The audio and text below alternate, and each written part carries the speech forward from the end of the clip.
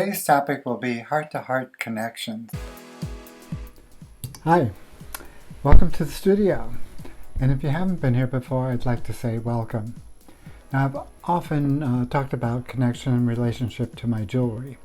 And the reason for that is I believe all living creatures are connected. And to illustrate that in my jewelry, I've often used Zoomorphic imagery. I've sometimes used nature's connections. I've also used circles and showed their connection. And sometimes I've taken all three of those items and put them together in one. Now today I'd like to add a little something to my mix, and that will be emotion. And by emotion I mean the human heart. The challenge then for me will be, how am I going to illustrate this? Now, long ago, long before I came around, it was believed that the heart was in the center of the body. And because it was in the center of the body, it was often believed that the heart was the center of emotion.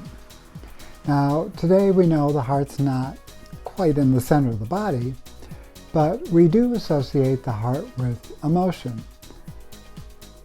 So I have been working on an illustration, or at least roughing out an illustration, that I think might answer the challenge of connecting heart to heart and also illustrating connection. I'm going to go back over to my drawing table, and I'm going to invite you to join me there, and you can watch over my shoulder as I finalize the illustration that I have in mind. As I begin to trace over my final rough sketch, I'm reminded of how much I really enjoy the flow of my pen as it glides over and across the paper. And not to sound too out there, I'm hoping that the continuous flow of rhythmic lines will represent a non-breakable bond and an eternal connection between two loves. This one linear approach in the design, I feel, symbolizes how life and eternity are interconnected. As I finish this illustration, it will go off to the CAD technician, who will then send me a completed illustration from the computer when he is done. And at the end of that, in my approval, I'll receive a final illustration or render from the CAD technician.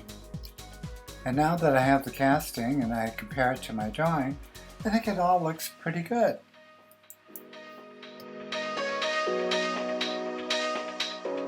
And now my job is to do final cleanup, take out any file marks that I see, and make sure it's ready for polishing and stone setting and attaching the chain.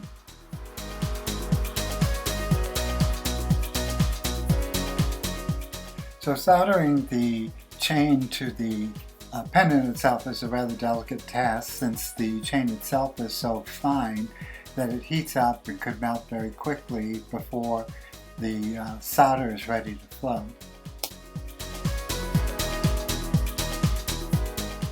So here's the completed pendant, chain in place and the stone set, and I really think the piece came out pretty well.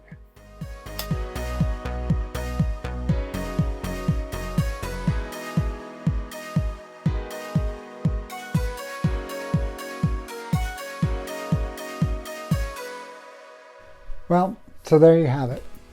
Perfect pendant, whether you're going to celebrate an anniversary, a birthday, or even Valentine's Day. If you're interested in this pendant, just keep in mind that it can be ordered in gold as well as in sterling silver.